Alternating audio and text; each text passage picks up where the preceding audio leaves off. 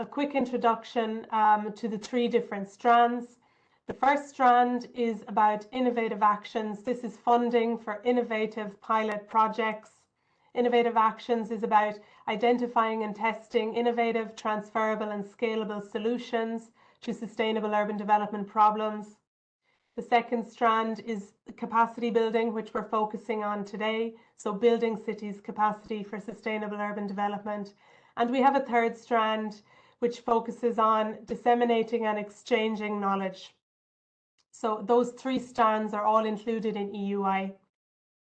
I'll move on now to capacity building specifically before we dive into the details of the calls. So I'm going to present to you the one target group that we're focusing on in EUI capacity building, the two objectives that all these activities are serving, and the three new activities which have just been launched. First, a quick contextual word on sustainable urban development. It's important to refer to Article 11 of the European Regional Development Fund and Cohesion Fund Regulation. This is an important reference for our definition of sustainable urban development. We're also closely linked to the new Leipzig Charter, which also brings attention to integrated place-based strategies and attention on functional urban areas. And we're also very much in line with the Handbook for Sustainable Urban Development Strategies, which outlines the 6 building blocks for the EU approach to sustainable urban development. And for urban authorities that are now tasked with delivering on sustainable urban development, EUI capacity building is here to ensure that the different investments and strategies will deliver good results. So we have one target group for EUI capacity building, and that's EU cities of all sizes involved or interested in sustainable urban development within cohesion policy. We have two objectives. The first, to improve the capacities of cities to design and implement SUD strategies, policies and practices in an integrated participative way. And the second is to improve the quality of the design and overall implementation of those strategies, policies and practices. So there are three activities being supported through EUI capacity building. I won't spend long time on this because you're going to hear a lot about city-to-city exchanges and peer reviews today. So I'll mainly focus on events, which we're not focusing on in this webinar. But just to give you an idea, the third activity are these events that will bring together urban authorities and managing authorities to exchange information with each other and with the European Commission on different horizontal and thematic issues related to sustainable urban development. So what we're trying to do here is to provide a space for exchange, to create a community of cities that can more easily access knowledge and capacity building on sustainable urban development. So with that, I will hand over to my colleague Magda here, who's going to take over on city-to-city exchanges. Thank you. Hello everyone, I'm very happy to see so many faces here. I hope that I will see your names and your institutions in our applicants list. Just a quick reminder, we are now showing you again this Slido QR code. Feel free to go in there and to write your questions if you have any. As far as city-to-city exchanges are concerned, so this is a specific activity that we offer. It is an activity that brings together an urban authority facing a very specific issue related to SUD and another urban authority from a different EU member state, this is important, that will be able to help the applicant to tackle this challenge, this problem. These are very fast, very agile activities. The point is to have them quickly implemented. The point is for the applicants to be able to benefit from the peers' experience and expertise as soon as possible. They are designed by the applicant according to their own needs, and they aim to improve the applicant's capacity to tackle the identified issue. They come with different formats. So you will be able, as an applicant, to invite 1 to 2 cities from other EU member states, so 1 to 2 peers, to help you address the challenge. You will be able to implement 1 to 3 events for each application each event can take from 2 to 5 days, except for the online meeting. So this is a specific format that you can request in addition to a face-to-face visit if it's justified. And this event will only take 1 day. You are expected to implement the visit as soon as possible. You have up to 5 months after the validation of your application to do so. For the applicants, these are urban authorities within EU member states. You can either be local administrative units such as cities, towns, or suburbs. We are using the DGURBA codes 1 or 2, so this is the urban density codes. Or you can be an association or grouping of urban authorities, out of which at least 51% must live in this type of units of this density. There is no minimum requirement regarding population. The only very important thing is for you to be interested or involved in SAD, integrated place-based approaches. As for the peers, they are, like the applicants, urban authorities. They must come from a different member state than the applicant. They need to have the proper experience and expertise to address the applicant's challenge. We have thought as to why a peer would want to be a peer in such an activity. So we came up with a list of elements that might encourage you. We personally think that peers are a key element for our activities. Peers will be able to build their capacity. They will be able to benefit from the visibility and networking that EUI brings. They will be able to take pride in sharing knowledge because they will be the main knowledge sharers in this activity.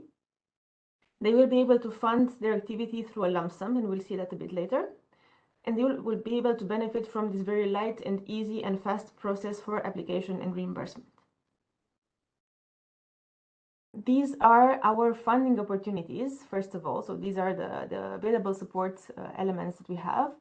When it comes to funding, we are going to reimburse travel, accommodation, and subsistence for up to 4 people from applicant cities, up to 2 people from each peer city. In order to incentivize peers to participate, we're going to also reimburse them a daily rate covering their staff time for no more than 2 persons. Another support element that we bring is expertise, so we can help you appoint for you, a moderator to facilitate exchanges and to make sure that the learning process goes as planned. Finally, and we'll see that a bit later as well, we can facilitate applicants' contact with potential peers from different member states from our databases, which includes UIA, EUI projects, and cities involved in EU Urban Agenda for the EU partnerships. So how does it go? You are going to be able to submit your applications on a rolling basis. Applications were open yesterday. You have until the 17th of November at noon to submit your application. The selection process will be organized on 3 steps, on 3 elements. We'll prioritize, which means that we will have a way of checking specific application first. It doesn't mean that we select only priority areas, cities.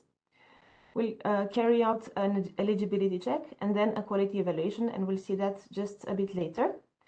The applications will be evaluated by a team of experts that we will supervise, and we will be able to take the final decision on the selection process. You will be notified also on a rolling basis, normally within the 4 weeks after submission of application. It could be sooner.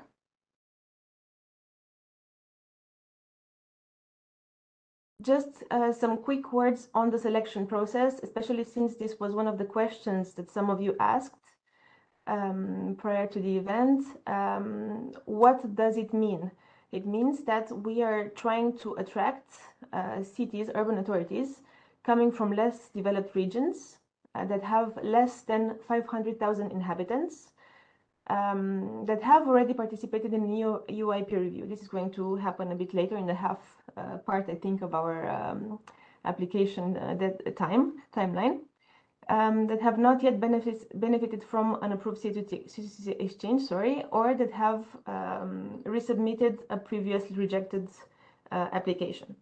A second type of priority would be cities that are part of regions in transition. Then there is the eligibility check. We need to make sure that you have submitted a complete and proper application through the right channels before the deadline. So this is the main concern. You need to be eligible urban authorities. You need to be located in a EU member state, and your peers or peer need to come from a different member state. You have to both you and the peer need to endorse the application. We will see that a little later. I'm going to walk you through the application form on your survey and receive any questions if you have any. Finally, when it comes to quality, we are going to focus on how you describe the challenge that you need to address. There will be some quick elements regarding whether you choose a series of formats, so more than one visit, and how, if this is justified, or if you choose an online format and if this is justified. Then we will check your motivation for applying. We need to make sure that you are interested or involved in the implementation or design of such strategies, that you justify how you want to implement this, and what outputs you will work on during or after this exchange. Finally, peers need to have the proper expertise to help you, and they need to be involved in at least one visit, so receive the applicant once or go to the applicant city once at least. If more than one peer is selected, then this needs to be justified as well. As I said, you can find, now that the applications are open, you can find all the information on our website, and I strongly encourage you to go there.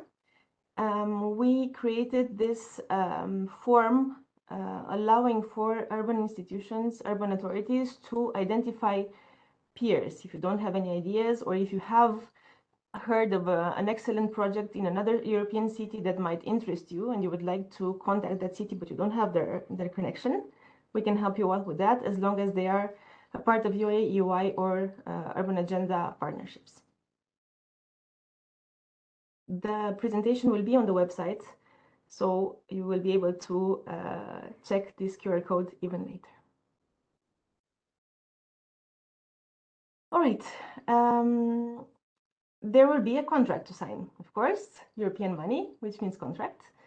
The urban authorities involved in approved application will be required to sign this grant agreement. They will sign it with the entrusted entity, which is the region Hauts-de-France. It will clarify all conditions. It will provide the legal basis for the exchange. It will be shared with your beneficiaries if needed, and it will be returned to us, signed, of course, when submitting the reimbursement form at the latest. These are the dates. The links and all the information is on the website. We will send the you will be able, to access these links after the webinar. So the application form, I'm going to make it quick. I just need to tell you that applications are separated into 5 parts. So the application form, which is located on EU survey, this is the only way that you can apply, the only proper way to apply. There are 5 different parts. First part regarding general information, which pretty much sums up your title, tries to see whether your application should be a priority from this point of view of follow-up, let's say, from other activities of the EUI. Then some elements on the participating cities. So both the applicants and the peer city or peer cities, depending on what you choose, will have to submit, well, the applicant submits, but submit the same information for all of them. The structure of the question is the same. You will be able to submit here information on whether 1 or 2 peers are involved. The NUTS code, so this is what you see on the screen. We have each time links to the right sources of information. But for this type of question, NUTS code, or for instance, number of inhabitants, you have also a free text area where you can write a different interpretation or a different source of information. Then we want to see whether you have been involved or you are involved in Article 11. So if you are managing European funds for your city, this will not have any impact on the selection process. This is an interesting information for us to have. Also, we'd like to see if you have been involved in EU cooperation regarding to sustainable urban developments. Out of this list of elements or others, you will be able to describe what projects or programs you were part of. Finally, well, not finally, but the third part of the application form relates to challenge and motivation. So this is where we will be able to track your other very relevant information for our evaluation. We'll need to see what your motivation is, what help you will actually get after doing this event. We will be able to identify the actual thematic and operational challenges that you have, and this is something that you will find in the guide that is prepared for you, that you can find on the website as well. We have a system of keywords, let's say two different tables with keywords helping you identify the challenge that you can work on.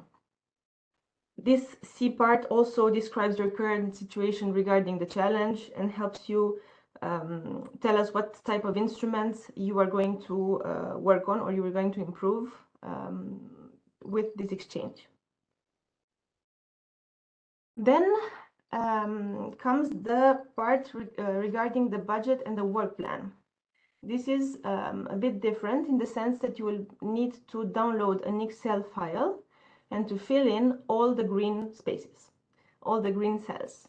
This will allow us to understand how many visits you are going to plan, how many persons are going to come to each visit, where the visits will take place, and then help identify the maximum budget that you will be allowed to receive.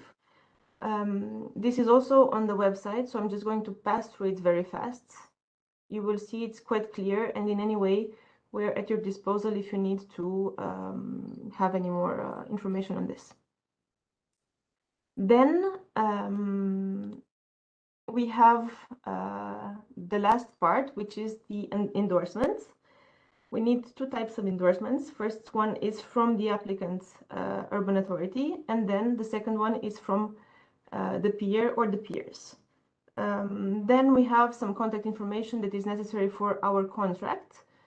And then, if everything goes well, you are ready to go.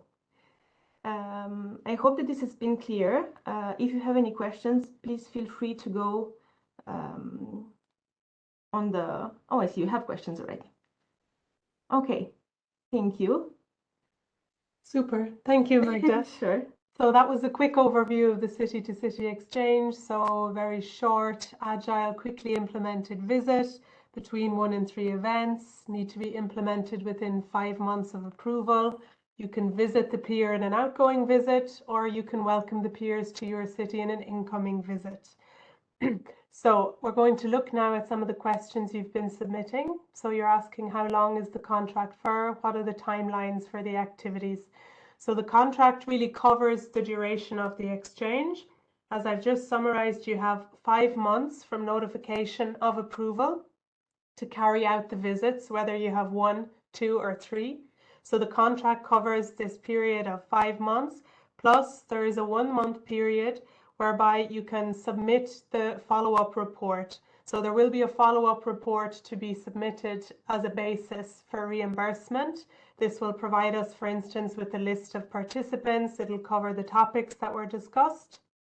And once we receive this follow-up report, we will be able to process the reimbursement if everything is in order.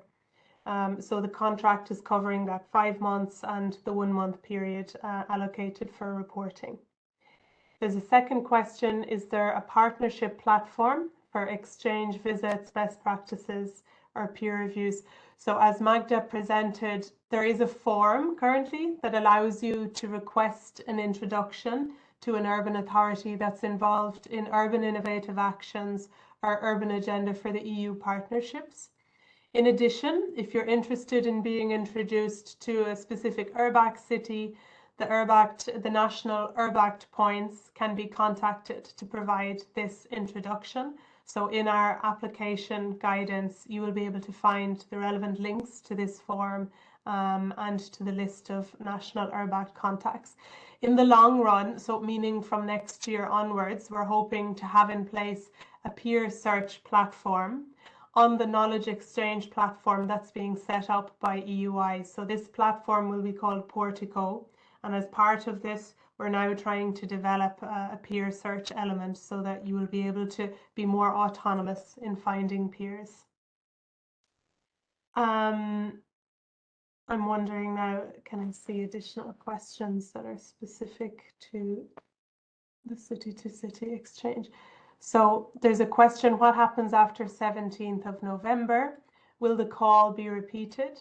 So indeed, this is the first call running from 4th of April to 17th of November. Any applications submitted up until 17th of November will be evaluated and approved or rejected by mid-December, and they will be implemented up until May at the latest. What we are hoping to do is to review the experience of the first call. So any feedback we get about the funding conditions, the feedback we get about the implementation experiences for those of you who will participate in this first call. And we plan to review and to fine-tune the tool accordingly. So we are planning to relaunch a call for city-to-city exchanges in the first quarter of 2024, and the rules and the conditions may be slightly adjusted to take into account your first feedback. There is a question, can a city have several city-to-city exchanges about various topics, or is the number limited? It is possible for the same urban authority to submit several applications. There's no specific limit on the number. However, as Magda explained, there is a prioritization step in the selection process. What this means is that we in the Permanent Secretariat will check a number of fields to decide how quickly your application will be evaluated. So if you already have submitted an application, it does not exclude you from applying again, but it will be not treated as quickly as an application from a first-time applicant. So this is what the prioritization means in practice. So there's a question, is there a template available for demonstrating the applicant peer cities endorsement? There is no template because in the application form, you can see the entire text of the endorsement. Nothing needs to be signed to do the endorsement. It's a tick box within the application form.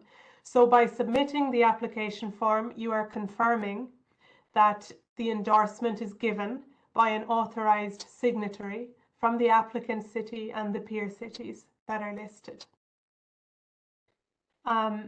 Another question, someone is asking, the identification of the peers, does this need to be done before the application or after approval?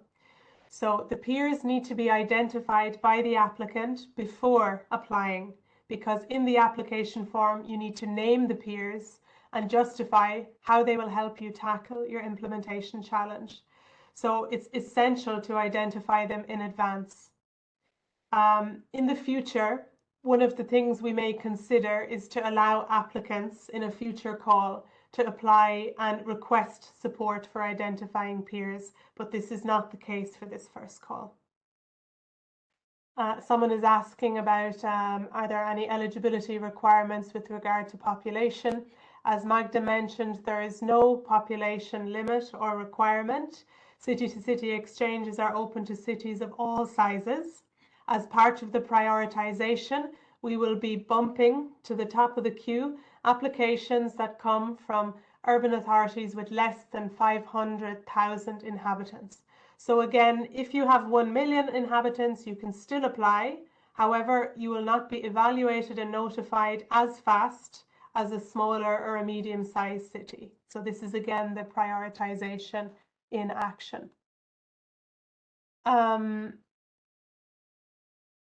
Someone is asking, do you have to have a yes from a potential peer city before we submit the application? The answer is yes, you do, because you need to provide information about the confirmed peers in the application form, and the peers will need to endorse the application by giving the applicant the permission to tick the box that their authorized signatory endorses the application. So it is essential to identify them in advance, and they must agree to do so to participate in the exchange. There's a question, can exchanges that already took place be reimbursed retroactively if they meet the selection criteria? The answer to this is no. You have to submit an application via the EU survey and via the dedicated Excel template. This needs to be approved by EUI Permanent Secretariat, and you then have a 5-month window in which the exchanges need to take place. So there needs to be a following of this sequence of events in order to request the reimbursement. Someone is asking, is there a peer list available somewhere? We don't have a complete list of every urban authority in the EU who would be interested in participating in this. However, we do have a list of all of the urban authorities, all the cities that are involved in urban innovative actions, and we also have the list of the partners in Urban Agenda for the EU partnerships. And these particular cities have a strong encouragement to participate in exchanges and to react positively to requests from cities to act as peers. So in the applicant guidance, you can find the list to the UIA projects, to the Urban Agenda for the EU partnerships. We also provide a link to the list of URBACT networks. As mentioned earlier, we're building strong complementarities with URBACT. This means that we expect URBACT cities to be a primary source of peers. So you will be able to see these cities, see which ones correspond with the topics you would like to discuss in your exchange, and you can request an introduction. So for the Urban Innovative Action Cities or the Urban Agenda for the EU partnerships, you have the dedicated form which allows you to request an introduction, and for the URBACT cities you can contact the national URBACT points in order to get that introduction. Someone is asking, can the same city be an applicant city and a peer city at the same time? The answer is yes, but not in the same application. So the applicant and the peers need to be different urban authorities from different EU member states within the same application. However, you could, as applicant, submit an application focused on an exchange dealing with green infrastructure, and in a separate exchange dealing with mobility, you could be listed as a peer. There is no problem with this. There is a question, is it possible to get an advance payment or is it all on a reimbursement basis? There is no possibility for an advance payment, unfortunately. The amounts in question are rather low. We're not talking about urban innovative actions projects which are €5 million grants. These are small exchanges of 10, 20,000 euro ERDF in general. So for this reason, in order to keep the administrative processes light, there will be one reimbursement at the end of the exchange once the report has been submitted and approved and the reimbursement form has been completed properly. Someone is asking a bit more, could you say a bit more about the funding rules? So Magda presented earlier that there are different types of cost categories that make up the lump sum for city-to-city exchanges. So the first is staff costs. Staff costs can only be paid to peers. So up to 2 participants per peer city can have staff costs covered. There is a daily rate of €350, which can be allocated for the duration of the exchange. So basically, if your exchange is 5 days, this can be claimed for 5 days by the two participants from that peer city. Then there's also travel costs. So the travel costs are calculated based on whether you're traveling to the peer in an outgoing visit or whether the peer is coming to you. Obviously, if the peers are coming to you, you don't require any travel costs because you're not moving. And the travel cost is calculated based on the distance between the city hosting the visit and the city that's traveling. So in the applicant guidance, you will see there are different unit rates depending on the distance, and this allows you to see exactly how much can be received for the travel cost. The third cost category is a per diem, which covers subsistence, so food, accommodation and local transport. This is paid on the basis of unit rates per country. We're using an existing European Commission scheme. Again, the link to the rates per country is available in the guidance. And this per diem is payable for each day of the exchange plus one travel day. So you will see this described in more detail in the applicant guidance, but in summary, the peers can claim staff costs, travel costs and per diem, and the applicant may only claim travel costs if traveling and per diem if traveling. Someone is asking, is there an overall budget for the call and how many applications are planned to be approved? We have not set an overall budget for the call because we're interested to see first the typical features of the exchanges that will be requested. So there's quite a variation in budget between an exchange which is one visit between two cities or an exchange that will have 3 cities involved that want to do 3 visits.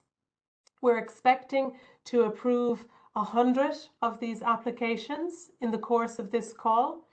However, this is not a fixed limit. We can see, depending on the number of applications received and the typical budget, if we're able to do more, but there is no specific budget limit for this call.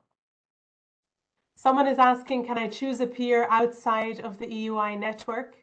The answer is yes. Any peer that meets the eligible requirements can be a peer. However, we've only been focusing on urban innovative actions and urban agenda cities and URBAC cities because these are the cities that we know are already exchanging and interested in sustainable urban development. But by all means, please, any cities that are meeting the requirements are allowed to participate. Coming back to funding, do you reimburse the partners separately for their own expenses or do you pay the total to the applicant? We pay each urban authority directly that is listed in the application form. So the applicant urban authority, the Peer 1 urban authority and the Peer 2 urban authority will each receive a payment. What's important to specify is that each city can involve staff from the urban authority or from stakeholders. However, we cannot pay stakeholders directly.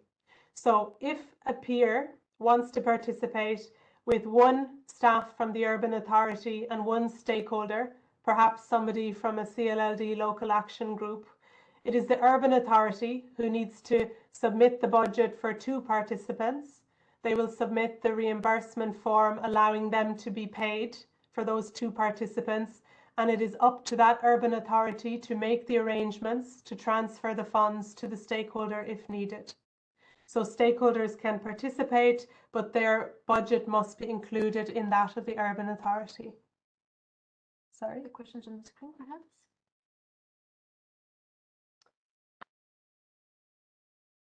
Must the applicant and the peers be from different countries? Yes, they must be from different countries. Do you have examples of challenges that can be addressed? Is there a list of topics? So yes, indeed. In the applicant guidance, you can see a list of different sub-themes that can be addressed. You can also see 3 examples of city-to-city exchanges. So one is tackling the topic of brownfield restoration in a city that is involved in integrated territorial investments. They're trying to identify the best integrated projects that can contribute to this brownfield restoration context.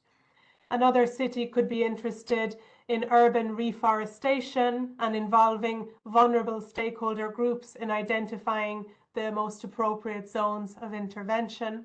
So really any thematic issue that is eligible in cohesion policy can be tackled.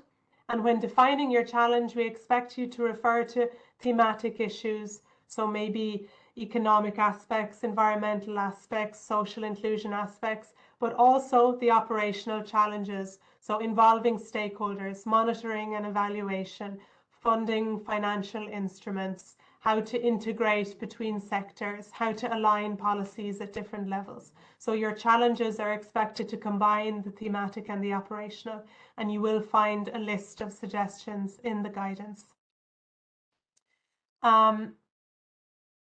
Yeah, so we need to move on now to the peer review part of this webinar. We will take more questions after the peer review. So there may be an opportunity to take more questions on city to city. If not, we will be providing a frequently asked questions list on our website where we will answer all of these questions in writing. Thank you very much for all your questions. Keep them coming, and we hope that you will still be interested in the next part of the webinar about peer reviews. So I will now be handing over to my colleague Zoe Fourneau, who's joining us remotely from Paris due to some train issues. And Zoe will be taking us through peer reviews. Over to you, Zoe. So hello to you all. It's really nice to see all of your questions and your faces for those who still have their camera on. So in this peer review, we'll discuss the main features of the peer review and then the conditions for applying to our current call, which is the call for cities under review. If you haven't done already, you can join us at Slido to ask questions on peer reviews. So first, what is a peer review? A peer review is a two-day event that is bringing both cities under review and peers. So peers have to be understood as fellow urban practitioners. The cities under review are benchmarking their SUD strategies and are getting advice, recommendation, and insights from the peers on their SUD strategies. So the aim of the activity is really to improve the capacity of cities under review in designing and implementing their strategy. The main focus is SUD strategies, so as defined within cohesion policy and Article 11 of the current regulation. So that means basically strategies that are integrated, participatory, and place-based. We are following a fixed methodology that is implemented in 4 to 6 months, depending on when the peer review is taking place. And so in the next slides, yes, perfect. I'll present to you quickly the methodology of a peer review.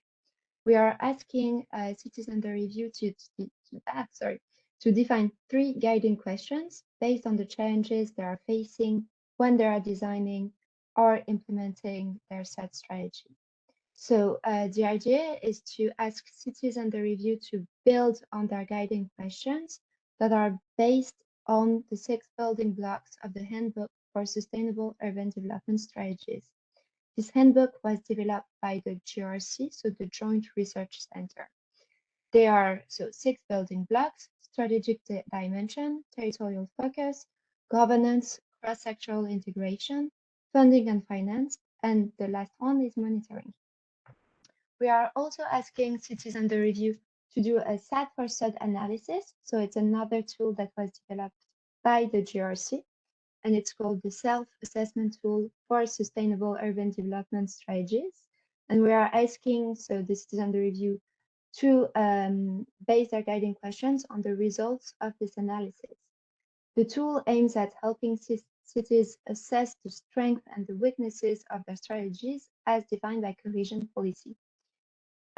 Once the cities under review have been selected, we are asking them to consult with local stakeholders that are concerned by the SUD strategy to validate the guiding questions, to make sure that the guiding questions are in line with the challenges of the strategy. The peer review event in itself is composed of 3 separate sessions that are each addressing one of the guiding questions. At the table, there are up to 4 staff members from the city under review, up to 4 peers, so 4 fellow urban practitioners, and 2 EUI peer review experts. And during the discussions, the peers are asked to reframe the questions, share relevant experiences, and provide, insights and recommendations. In the next slide, you can see the overall implementation steps of the peer review. So that is lasting 4 to 6 months. We are currently in the first step, so the application for cities under review. It's open for about 8 weeks, and we are asking cities under review to apply and submit their application with a SAT-for-SAT analysis. Then we will launch a call for peers to find the best match between the cities under review and the peers. The third step is the content preparation before the peer review. So we are asking cities under review to draft a background paper that is explaining the context of the city, but also the challenges and the strategy of the city. We are also asking the city under review and the peer to participate in a preparatory webinar during which they are able to first meet. And then the fourth step is the main part of the activity. It is the peer review. It is a 2-day event that is in person. And finally, the fifth steps is the follow-up activities. So 2 weeks, more or less, after the event, the city under review will receive a follow-up report that is initially drafted by the expert and that is documented all the recommendations that were given by the peers to the city under review. Cities under review are then asked within 2 months after the peer review to send to EUI a follow-up report explaining which were the recommendations they thought were the most useful and if there's any recommendation that they plan to integrate in their strategy. 6 months after the event, we are organizing a follow-up webinar to assess the progress and the capacity that was built for the cities under review. So in the next slide, you can see that we are providing peer support. So the key element of success of a peer review is the peer. It is the cornerstone of the activity. A peer is a staff member that is from an urban authority and that has experience in the design and implementation of the strategy. It means that either they were developing a set strategy in line with the Article 7 of the past regulation, or that they are developing a set strategy in line with Article 11 of the current regulation. They are applying as individuals, and there are up to 4 individuals, so 4 peers per city under review. We are expecting them to be very active during the process and highly motivated because, as I said before, it's really the key element of success of the peer review.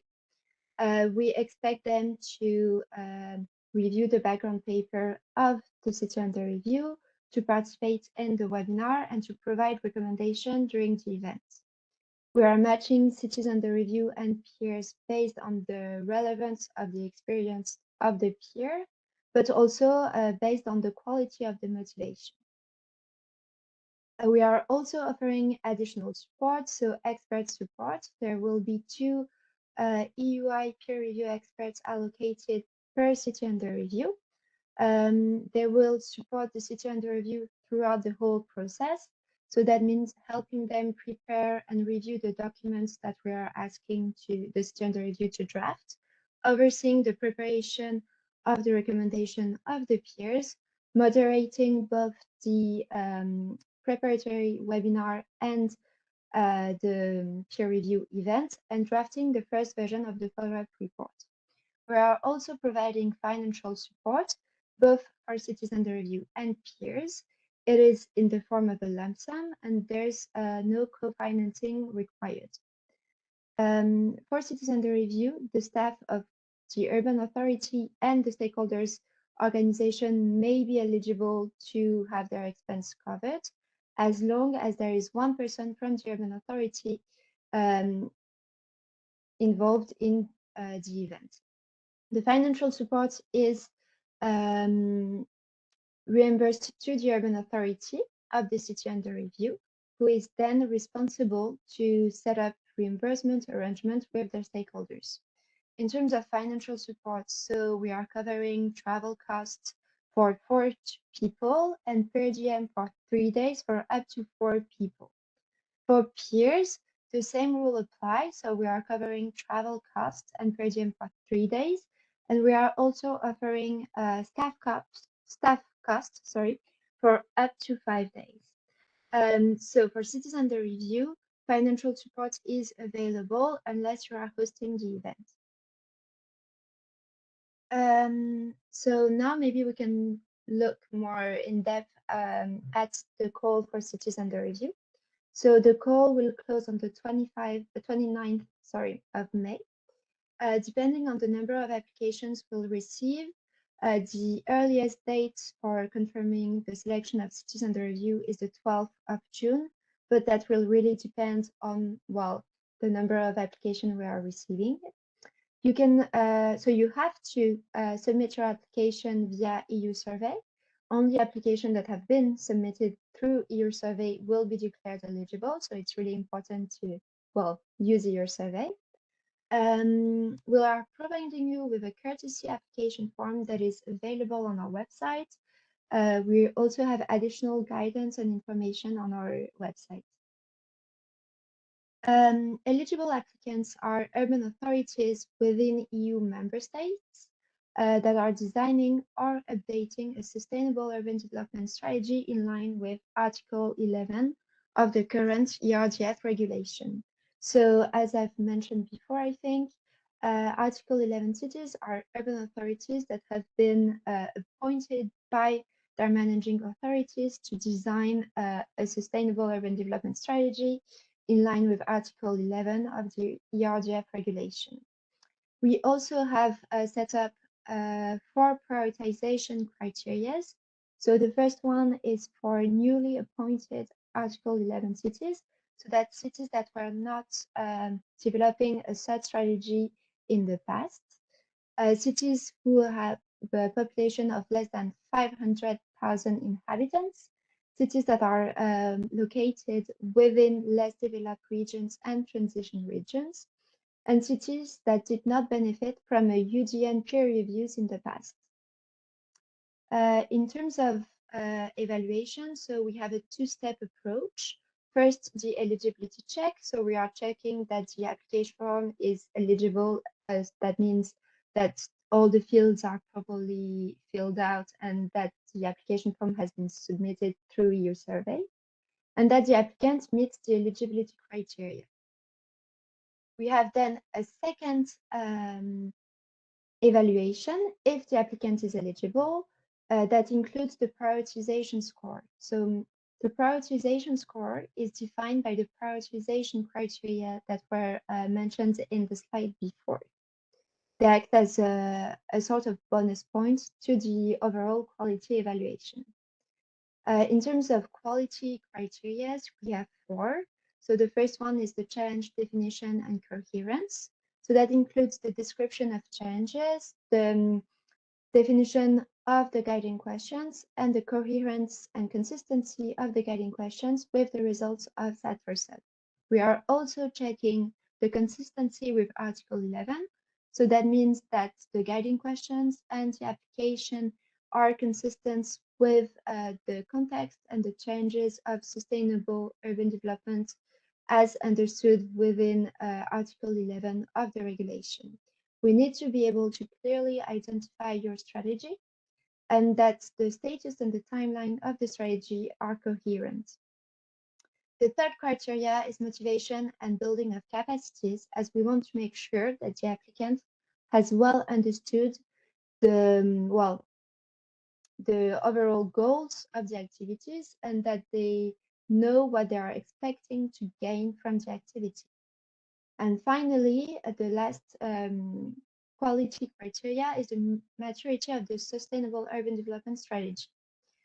We think that strategies should be reviewed at strategic moments in the design and implementation process. And so we'll check that the status and timeline of the strategy of the applicant is in this key moment, so that we can make sure that the application is one that will have the most impactful and decisive impact. So for the application form, it's composed of three main parts. The first one is the information on the applicant. So the applicant is asked to provide standard information, such as the number of inhabitants, information on the involvement of the urban authority in sustainable urban development. So, for instance, is it an Article 11 city or not? And information on European cooperation related to sustainable urban development. The second part is the challenge of motivation. So that is where the applicant is asked to upload their SAT4SALT results, define the three guiding questions to be addressed. The applicant is also asked to provide information on the participants and to provide information on logistical preferences. So for instance, are you willing to be a host city or not? The last part is the confirmation of endorsement, and that's one of the key parts of the application form, as it is an eligibility requirement. We are requiring that all applications have to be endorsed by an authorized signatory. That means that it's someone who has delegation of power to engage the legal person of the applicant. And we are really asking you to confirm the endorsement, as we won't be signing any contracts. So that is the first step to, the first legal basis of the application form. In the next slides, you can see a couple of screenshots from EU survey. So that is a screenshot from the first part of the application form. So you can see that there's a couple of tick box and there's also some free text fields. The next one is the application is the part on challenges and motivation. So you can upload here your self-assessment tool results. There are also characters limits. So the character limit indicates the maximum number of characters that are allowed, but you don't have to use all of them if you'd rather be concise. And lastly, you can see the confirmation of endorsement. So we are asking you to tick a box to confirm that your institution is endorsing the application, is supporting the implementation, and that the endorsement is from an authorized signatory. We are also asking you to provide the contact details of the authorized signatory. And if your application is approved, we will send the notification letter to the main contacts and the authorized signatory. And that's about it for the call for cities under review. We are also launching additional calls, so that are the call for peers. So please keep an eye on our website. The key dates for the call for peers are April 2023. So we're launching a call for peers for the pilot peer review to be taking place in June. And we are launching a second call for peers for the peer reviews that will take place in autumn-winter 2023. So in terms of eligibility criteria, peers have to be urban authorities within an EU member state. They have to be experienced in the design or implementation of such strategy, either in line with the current regulation or in the past regulation. So that's about it. Maybe, Eilish, I can hand it over to you for any questions. Thank you so much, Zoe. That was really clear. And that's the second activity now that our participants have been able to discover. We saw a few more questions coming in on city-to-city exchanges, just a couple on peer reviews. So I'd invite our participants really to ask anything that isn't clear for you, still in Slido. We have some time now. We have 25 minutes to go through your remaining questions and to just recap on the key dates and the support for applicants. So really make use of this time. We're happy to stay with you until the end and answer your questions. Somebody was asking, is a city under review the same as the applicant in city-to-city exchange? So indeed, the applicant to this call for cities under review, the applicant is the city under review. The idea is that it's the city that wants to benefit from the peer review as the main beneficiary. So there will be a separate call for peers. So yes, the city under review is the applicant. Someone was also asking, how do we assess the motivation of the city under review? So as Zoe explained, this whole peer review activity is about improving the quality of the SUD strategy. So it's important that we see that the city under review is open to this process of peer learning, so that they're approaching this activity with an open mind, ready to hear the recommendations of peers, ready to take on board suggestions on how to improve the SUD strategy. So we'd be looking for evidence that the applicant is interested in this peer learning process, that they're ready to incorporate the outcomes into their SUD strategy. So this is how we will be assessing the motivation. Somebody was asking, are NGOs focused on urban development eligible for participating? I'm not sure if this was about peer reviews or city-to-city exchanges, but in either case, urban authorities are the applicants for both activities. So an NGO could be included as a stakeholder within the budget of the urban authority. So I mentioned earlier that the urban authority will be the one filling out the application form and listing the participants. They will have the possibility to mention that in addition to one staff member from the urban authority, other participants will come from stakeholders. So an NGO could be one of the stakeholders. The urban authority will have to justify why their participation is relevant for the activity, but we will not be able to directly reimburse any NGOs because we can only provide financial support to the urban authorities.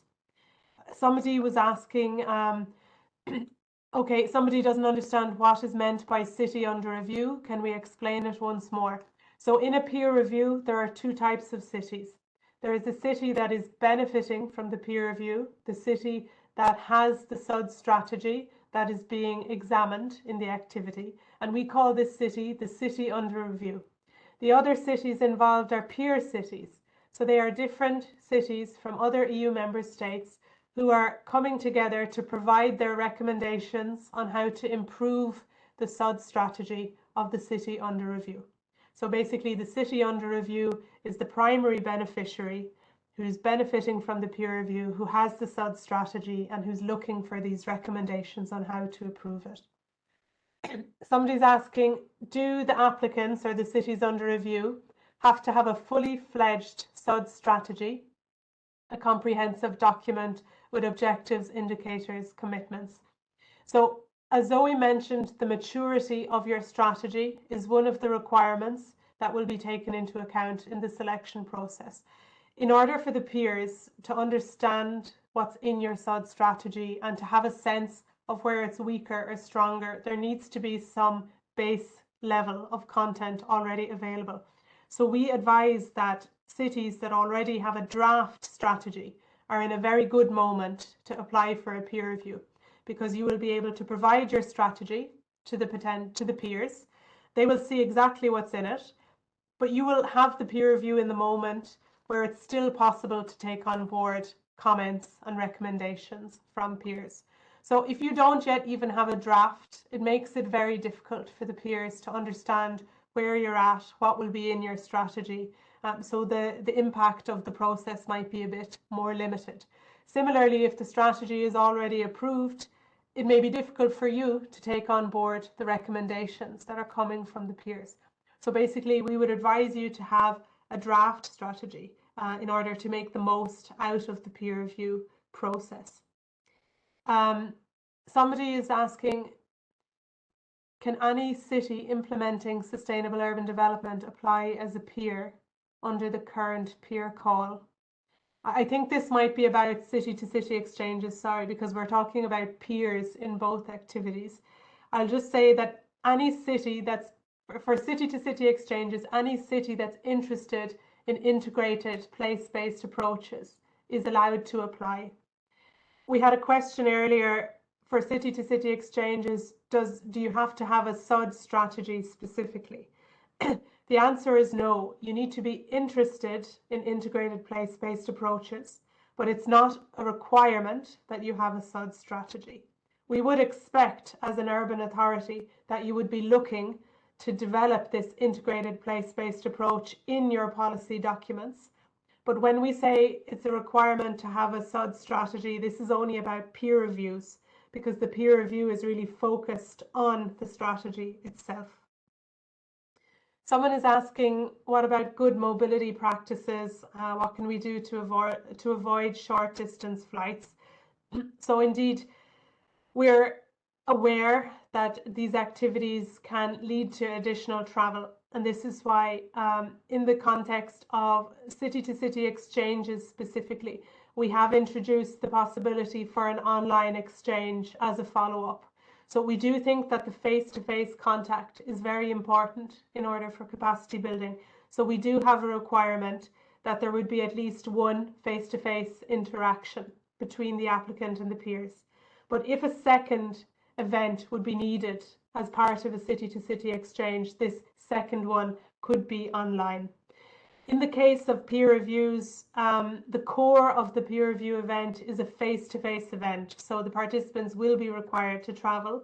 Again, we think that this is important to get the most impactful capacity building experience. However, as Zoe presented, there is a pre-event webinar which allows the applicant, so the city under review and the peers, to get to know one another about 1 month before the event and to get a first discovery look of the content. And similarly, 6 months after the peer review, we also organise an online event to catch up on what was the progress since the peer review, which recommendations were taken on board. So we are trying to balance the face-to-face peer review event with the pre and the post online activities to try and boost the opportunities for learning while also minimising the need for travel. Someone is asking, how can we find other cities to join the call? So again, in the case of city-to-city exchanges, the applicant needs to identify the peers themselves. In the applicant guidance, you will find a list of urban innovative actions projects. You'll find the link to the list of URBAC networks, the link to the urban agenda for the EU partnerships. We also provide a link to the handbook for sustainable urban development strategies, which features a number of interesting case studies, and also a link to the Interreg Europe policy learning platform good practice database. These are all sources of potential cities that could act as peers for you. In the case of peer reviews, it is EUI that is identifying the peers. So in a peer review, the applicant does not have to identify the peers. We will launch a separate call for peers, whereby interested cities will apply. So there is a difference between the two activities. Someone is asking, do we have any advice for peer reviews on how the SUD strategy can be shared with the peers, taking into account the language barrier, should strategies be translated? So, as Zoe mentioned, you will have to identify 3 guiding questions that you want to tackle in the peer review. So we would recommend that you translate just the elements of the strategy that are needed to tackle those questions. So not a full and complete translation of the document, but when developing your background paper, you will be providing in English the necessary contextual information so that those guiding questions can be understood. So you don't need to plan to translate your entire strategy, but you will need to translate the elements needed to understand the questions. Are there templates for drafting a sustainable urban development strategy? or would a self-built document such as a multi-annual policy statement be appropriate? So the European Commission's Joint Research Centre have provided a handbook for sustainable urban development strategies, and in this handbook they describe that there is no one-size-fits-all, no one template for a SUD strategy. These documents really vary depending on the member state and depending also on, for instance, the territorial scope of the strategy. Some strategies are tackling neighbourhoods, some are tackling functional urban areas. So the structure can be different. However, there are some key elements that should be in the strategy, and you can find these elements in the handbook for sustainable urban development strategies. We also provide indications on the expected elements of a SUD strategy in the applicant guidance for peer reviews. So you will find this information in our guidance, and we can refer to it when we will be posting the frequently asked questions on our website afterwards. I'll just remind you that we will be sharing the presentation afterwards and this frequently asked questions list. So we have, I think, 10 more minutes that we can tackle questions with. I think there's a few more that I saw come in for city to city. So if you have more on peer reviews, please ask them. Someone is asking, for city to city exchanges, is it possible to have 2 cities from the same country and a third one from another country? So the idea behind city to city exchanges is that the applicant is from one member state and that the peers are from other member states. In principle, it should be one applicant and one peer. This is really the idea behind this simple, quickly implemented exchange. As Magda explained earlier, if justified, it can be possible to include a second peer. You will have to explain why a second peer is needed in order to address the challenge that you've described. We imagine that the easiest way to justify the need for a second peer would be explaining that you want different examples from different contexts. So it would be more difficult to justify including 2 peers if both of them are from the same member state. So in principle, if you have 2 peers, we are expecting that the 2 peers would be from different member states. So to answer your question, if there would be 3 cities involved in the exchange, we would be expecting 3 different member states. Somebody was asking, is there a total funding limit for a single city-to-city application? We were describing earlier that in the work plan and budget file that you will upload in your city-to-city application form, you will need to indicate the specific features of your city-to-city exchange. This means you will have to indicate whether you have 1 event, 2 events, or 3 events. How many cities are participating in each event? What is the distance between the home city and the event destination for each of those events? How many participants per city are taking part? There are so many variables that it is impossible to tell you now what is the maximum budget, but the Excel file will calculate this for you. When you input the features of your exchange, you will see exactly the amount that can be provided. So you will have full clarity about the maximum budget before you submit the city-to-city exchange application. What I will say also is that when you submit the application and the budget file, this is really the maximum budget. So in case the implemented exchange is different from the one that has been applied for, you will only be able to be reimbursed for what you actually implemented. So I'll give you an example. If you request 2 events and in the end, for some reason, earthquake, political turmoil, pandemic, only one of them is implemented, you will only be reimbursed for the 1 event that is actually carried out. Similarly, if you apply for an exchange and you indicate that there will be 4 participants from the applicant city, and in the end only 1 participates, you will only get the reimbursement for 1 person. So it's important when filling out the application that you're applying for the maximum features of the exchange that you want, because it will not be possible to agree on any amendments afterwards that could lead to a budget increase. So this is an important point.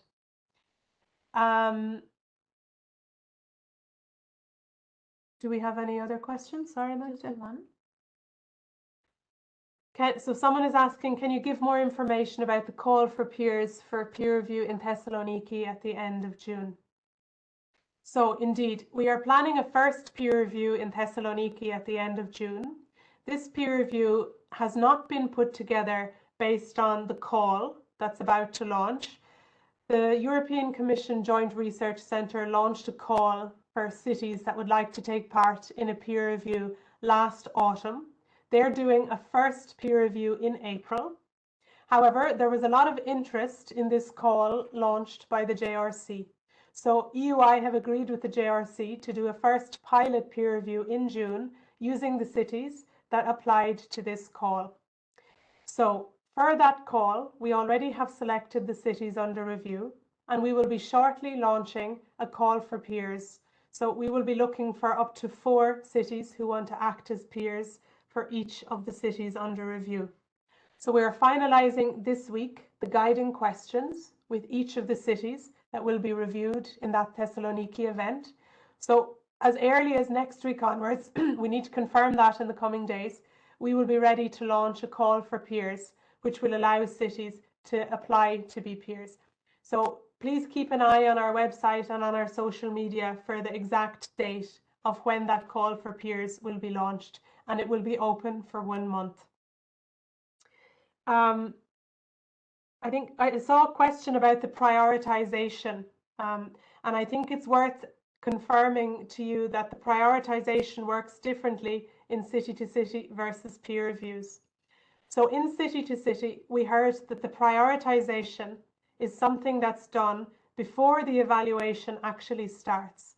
The prioritization allows us to go faster in evaluating applications that come from our core target groups. However, it works differently in peer reviews.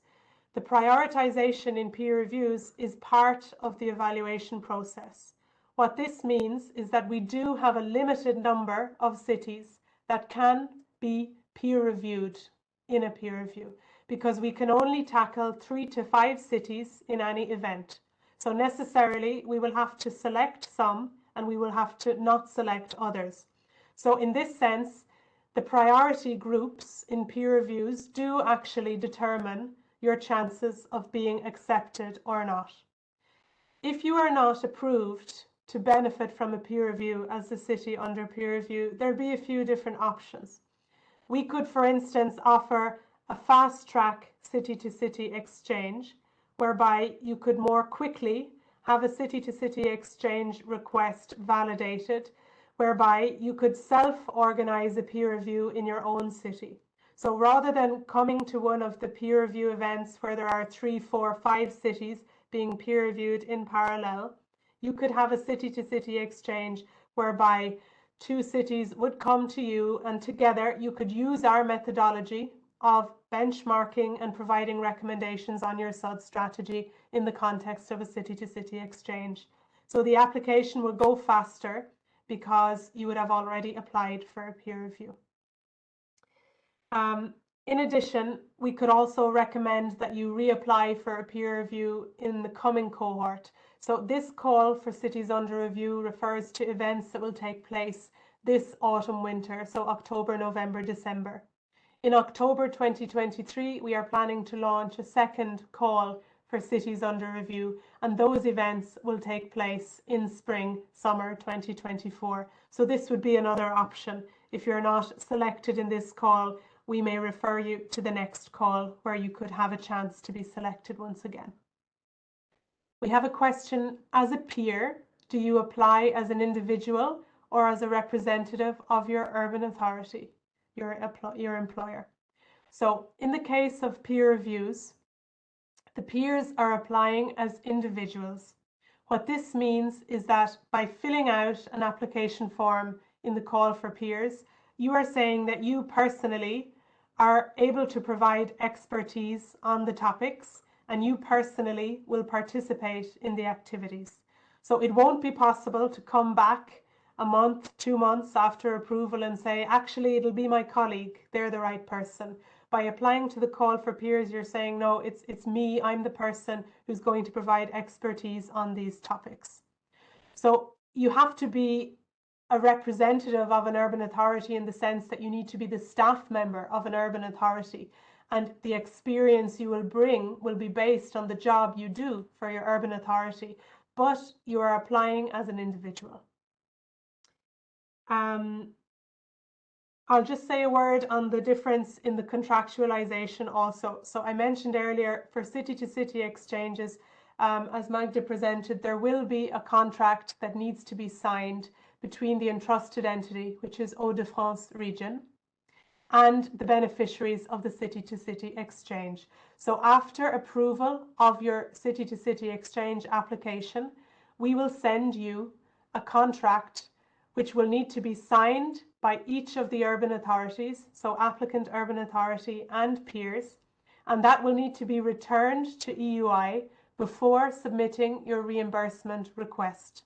So you can do this as soon as possible. In some cases, the cities will need to have a signed contract in place in order to book travel or in order to confirm that they're going to implement. However, the requirement for us is simply to receive that before the reimbursement request.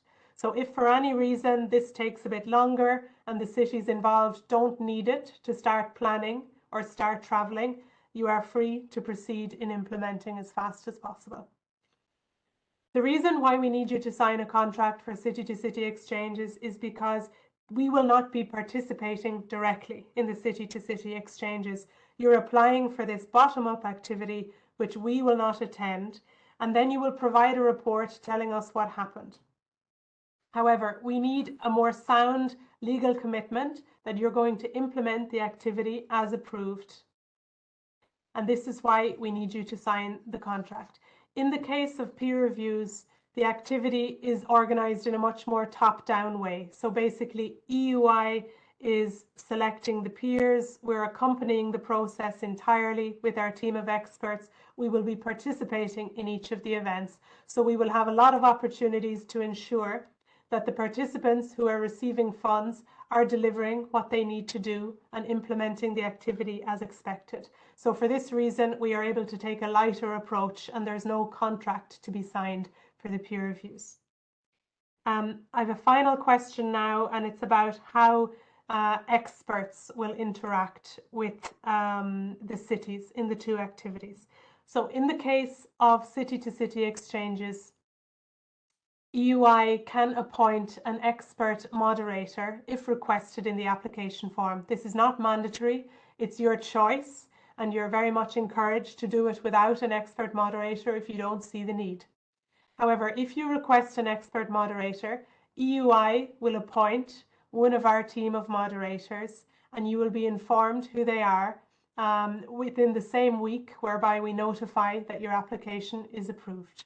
So we are recruiting a team of 6 expert moderators that will have a variety of thematic specialties. So depending on the thematic focus of your exchange and the geographical context, we will appoint the moderator. The moderator can already be involved in finalizing the agenda. They can be as involved as a participant or as a moderator in any pre-meeting you would do about the exchange. They will participate directly in the exchange. They can lead the meeting for you. They can interpret the ideas that are being shared by peers and contextualize them for the applicant. They can help bring together the list of recommendations in order to draft the report that needs to be submitted by the applicant. So those are the tasks that the expert moderator can do in a city-to-city exchange. In the case of peer reviews, the experts are already supporting us in evaluating the applications, in clustering the different cities into individual events. They are selecting the peers that will be attributed to each city under review. They will be supporting the cities under review in finalizing the background paper. They will be moderating the pre-peer review webinar. They will be preparing the peers and the contributions that they will bring in the meeting. The experts will be leading the peer review meeting. 2 of them will be accompanying each city under review and making sure that each of the questions are answered. And they will also be drafting the expert report at the end of the peer review, which summarizes all of the recommendations received. Those experts are fully recruited, managed and paid for by EUI. The applicants or the beneficiaries in either activity have no responsibilities or work to do to manage those experts. With that, we're going to bring the questions to the end. We're going to move on to the final slides, recapping the key dates and the support for applicants. Thank you for all of your questions. As I mentioned, we're going to be publishing a list of frequently asked questions online, so you will be able to see all of these answers once more. On the screen now, you should see the key dates. So for city-to-city exchanges, the call for applications is now open. It will close on the 17th of November at noon. Please do not wait to submit your application. As we explained, it's a rolling call. As soon as you apply, you will have a decision indicatively within 4 weeks. So the sooner you apply, the sooner you can be approved and the sooner you can implement. For peer reviews, the call is a bit different. The call will close on the 29th of May at noon, and only when the call closes will we be evaluating all of the applications. So this is a competitive call whereby applications will be judged against each other. So that's an 8-week call. As I explained, the call for peers for the Thessaloniki peer review should be opening in the next week or 2. So please keep an eye on our channels for the exact date. And I will just mention, I started off this webinar with a quick word on capacity building events. Our first 2 capacity building events are upcoming in June and July. 7 to 9 June, we will be traveling to Timișoara in Romania to talk about delivering high quality urban community-led local development. On the 4th and 5th of July, we will be going to Ljubljana to talk about an integrated approach to urban innovation. So we will be publishing more information about these events in the next 10 days, so you will be able to save the date if you're able to attend. So final slide on support for applicants. We will be organising online bilateral consultations, allowing any participant who would like to apply to book a 15-minute consultation to tackle a very specific question about city-to-city exchanges or peer reviews. So the idea is that these are not long extended calls, but that you would send through in advance the questions that you have so that we can give you tailored replies. In addition, we will be organising another webinar on the 3rd of May at 10 a.m. So similar to this, but I think because some of you have now sat through the presentation, we will say that at a certain time we will start with questions and answers so that those of you who don't want to sit through the presentation again can join at that specific moment only for questions and answers. So the registration will be opening for that soon. You can email us your questions at capacitybuilding@urbaninitiative.eu, and you have also the link to the peer introduction form whereby you can request to be put in contact. Before we leave, we would just like to refer your attention once more to Slido, where we're going to launch a poll asking you how you would like to get involved. Is the poll already live? Yes, the poll is live. You're able to connect now and to answer and to express your interest either in city-to-city exchanges or peer reviews, or let us know if you need some more information in order to decide. So please feel free to join the poll now. Yes, thank you very much. So please participate in the poll. We'd love to see that you're going to apply, but as I mentioned earlier, we are going to be reviewing the experience of these first calls in order to improve even more in 2024. So in case you're planning not to participate, we're also very interested to know why. So don't hesitate to send us an email and let us know any feedback you might have about these activities, about these calls. With that, I'm going to bring this webinar to an end. Thank you so much for attending. There have been 120 of you here with us today, and we're thrilled to have had this chance to meet with you and answer your questions. We look forward to helping you more with your applications, so please stay in touch and good luck with your applications. Goodbye. Thank you so much. Goodbye. Thank you.